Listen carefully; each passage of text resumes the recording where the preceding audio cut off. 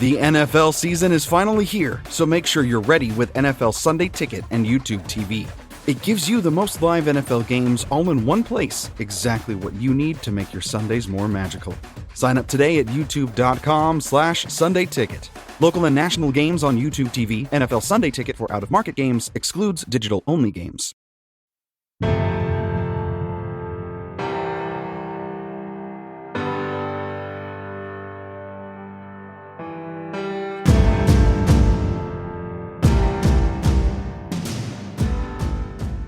One thing is we do coach extremely hard. We have tough love, but at the end of the day, we kind of circle back around and put our arms around these players and let them know that we care about them. Our National Coach of the Week, presented by Modern Football Technology, is John Peacock, head coach at Venice High School in Florida. On September 20th, the Indians defeated Cocoa High School 54-51. Max Preps ranked Cocoa 15th in the country, but the win propelled Venice to number 19. Coach Peacock enters his 26th year in the Venice teaching and coaching community, and his record is 177-43 and includes 17 consecutive playoff appearances, 7 Final Four appearances, 2 state runner-up finishes, and 2 state championships.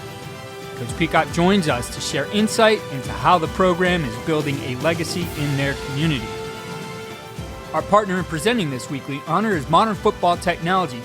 Cal Bears football is all in on modern football technology. Let's take a listen to what Cal Director of Football Matt Fox has to say. I would recommend modern football technology to any program at any level. One of the main reasons is if any program is interested in acquiring data, storing data, managing their data, modern football technology can help them do that. Whether you're in the NFL or high school or college, every team has to manage their data. It's not too late to use your analytics and modern football technology to help you win games this season. It's an out-of-the-box solution, so book a demo. The link is in the show notes. Make better decisions in-game with modern football technology. We're back for another episode of our National Coach of the Week, and this week our award winner is the head coach at Venice High School in Florida, John Peacock. Coach, thanks for taking the time, and congratulations on a big win and for being named our Coach of the Week. Oh, thank you very much. Great honor. I want to make it clear that this is an honor for our staff, not just me. There's a lot of people involved and a lot of people that make this thing work. Yeah, it's always a collective that goes into these things, so appreciate you mentioning your staff. And, you know, the big thing you've been doing, Coach, in order to win a big game like this, you know, number 15 in the nation, you guys knocked down, is that you have a strong culture. And, you know, for you mentioned to me that it starts with non-negotiables. So we'd love to hear just that thought about that, the non-negotiables, and what those are for you guys. We try to make our program something that we're not individualized. We try to not focus on stats, individual stats. We try to focus on the process. And, you know, Friday nights, you know, the ultimate goal is to obviously win the game. But along those lines, you know, we have non-negotiables, and I think it starts with the very basics of, you know, presence. And we have a strong off-season program where everyone is committed, and, you know, there's no missers for any reason whatsoever. We have players that do not miss practice. That's a non-negotiable. Like you have to at least be there and be present to be part of our program. You know, you'll notice when we come out in the field on Friday nights, you know, we all look the same. You're not going to see a guy with one high sock and one low sock. We're all going to look exactly the same. Everything our players wear are issued. You know, they're not bringing anything in from Dick's Sporting Goods to try to draw attention to themselves. You know, our theory is, you know, if you want to get attention to yourself, you play good football, and that'll bring attention to yourself. And that kind of stuff is rare today. We see really at every level, almost every sport is, you know, guys are doing things that are individualized, whether that's just, you know, I remember we always had a team cleat, right? Your shoes were the same as everybody else. Your socks were worn the same way. We have all those things now that these guys, they could go out and have all these extra things that do it. So that's what they see all the time. How have your kids been in accepting that? And, you know, were there any challenges with it, I guess? Well, you know, they all want to do it. They all want to, what they call drip, want to have their drip, you know, but, you know, we take a military approach where we're all going to wear the same uniform. It's all going to be issued by the program, and nothing else is going to be worn. And, we don't want to disrespect the uniform. We don't want to make this out to something that it's not. We're here to play football, not to put on a costume show. And I think that's one thing, you kind of break them down and we're all the same. Everyone has the same value of our team, whether you're a scout team guy or whether you're the starting quarterback, you have the same value. You have a role, and everyone's got to be able to be accepting of their role and to be able to do their role at their best capability of them being able to do it. So, Coach, digging into some of those other non-negotiables, what are the things, beyond one, being there all the time, and two, that complete team, that uniformity between the members of the team, whether that's their uniforms or their importance to the team, what other things are non-negotiable for you? Well, we have high expectations, and I always tell the parents, our expectations of your player may be higher than your expectations, and we expect them to be a thriving member of our community, and be involved in community events, be excellent students, and be someone on campus that's a leader. I think that's one thing, especially in Florida, we're all trying to get higher pay for these coaches. But I think that where it needs to start is, the coaches need to be professionals. They need to address their team as professionals, and we need to make sure that, we are addressing the leadership on our campus. And so when someone walks on your campus and they see your players and they see that they're not getting referrals and they're leaders on your campus and such forth, I think that, builds a culture within your school.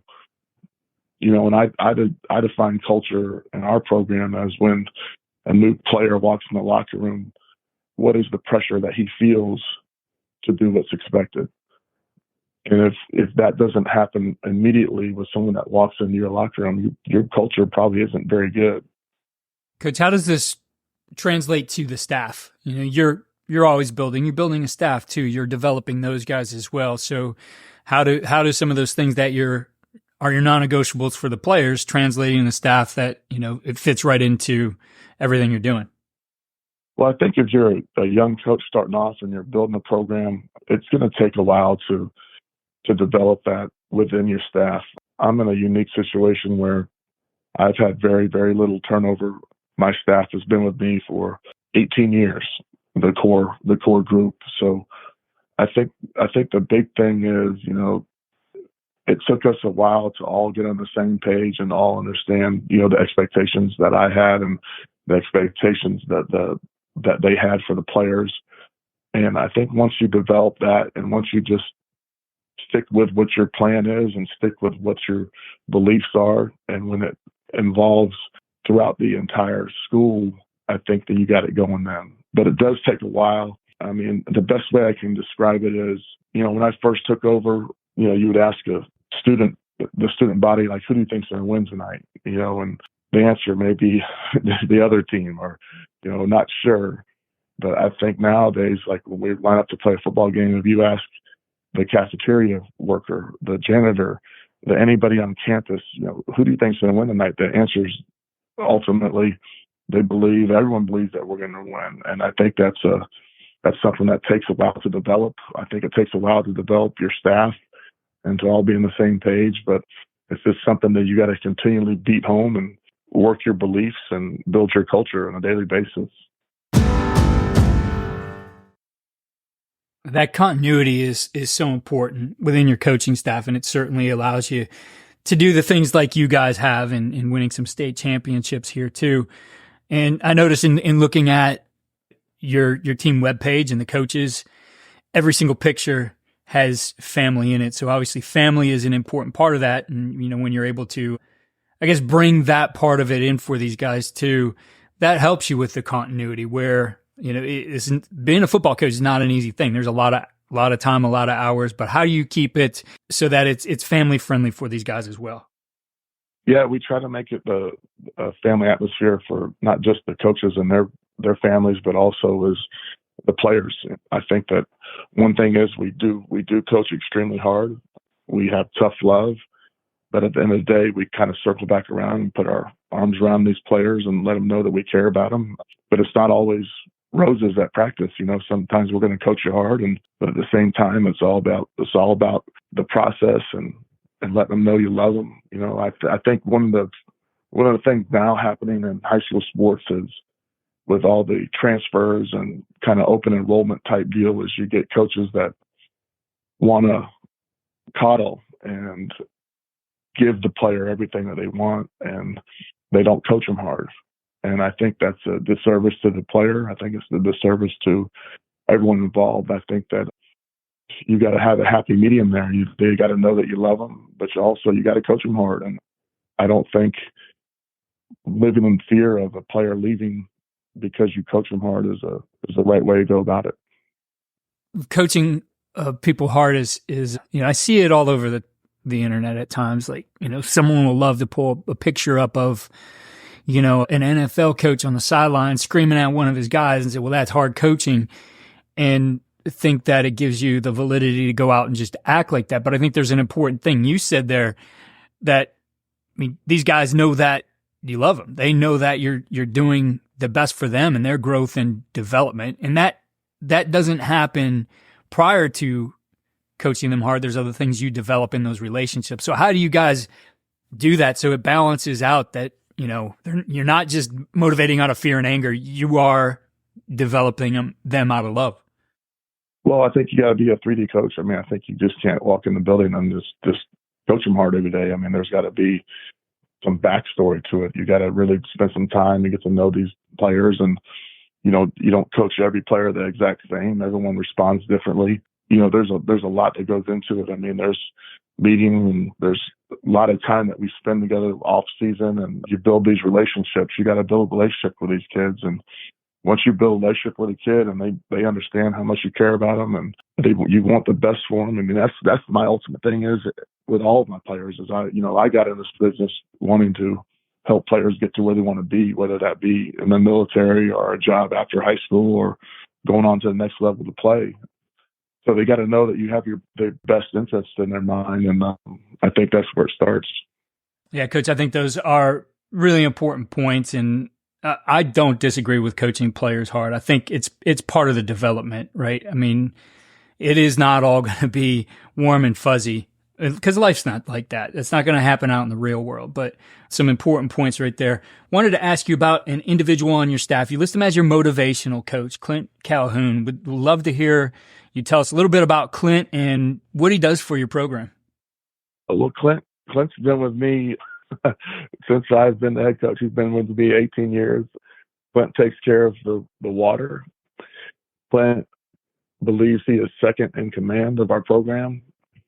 So he's great. He gives the team a motivational talk every Thursday before our game. He gets involved in the off season and he tells me who we need to schedule. He's all in. He's all in for Venice football for sure. A funny story. I want to say back like 10 years ago, I had to miss a game, and when I left, I said, Clint, now you're in charge. You're in charge of this deal tonight. And Coach Shannon, our defensive coordinator, was actually the one taking over, and Clint let him know, like, hey, listen, this is my show, and I'm in charge now. So they had a little conflict there, but Clint is awesome. He does a lot. It's one thing that's really unique about Clint is he builds relationship with these players as well. And I had a player a couple of years ago that played in the NFL for 4 or 5 years, Forrest Lamp, and Forrest still comes home and takes Clint out to dinner, and it's just a really, really cool thing to see and experience. And he's sharp. If you ever get a chance to meet Clint, he's sharp, and he'll let you know it too. Yeah, Coach, it really feels like you built a great community, not just within your program, but the people around Venice that support you. And, I think that it goes a lot to the culture you're building, and that it's all encompassing. It's not just about the one little thing you're doing with this team, that you're developing something that everybody can be proud of. Appreciate it. That means a lot. Coach, I appreciate you taking time here. I know the season gets busy, but appreciate your time, and just want to wish you and the Indians the best of luck the rest of 2024. And again, congratulations to you and your staff on being named our National Coach of the Week. Thank you. Appreciate it, and it's a great honor. Here's our winning edge takeaway from this episode. I think the thing that impressed me most in my conversation with Coach Peacock was the way that he thinks about building his community. It's not just about football. It's these guys doing right within their school, within their community, bringing people together. The way that he gave Clint Calhoun an opportunity and what Clint has become to that community as well is just a great example of the impact that football can have. And I know this is a time where we think about our wins and our losses all the time. What can we do to win a game? But I think the bigger picture is the bigger picture is what Coach talks about throughout this conversation in building a family and building a community and doing things together. Thank you again to our presenting sponsor for this episode, Modern Football Technology. Be sure to book a demo with them. They have something that can help you right now in season win games. It's an out-of-the-box solution. I know a lot of us are used to technology taking a long time to implement, but that's not true with Modern Football Technology. Give them a call, book a demo this week, and learn more. The link is in the show notes. Follow all we're doing on coachandcoordinator.com and follow us on X at Coach K. Grabowski.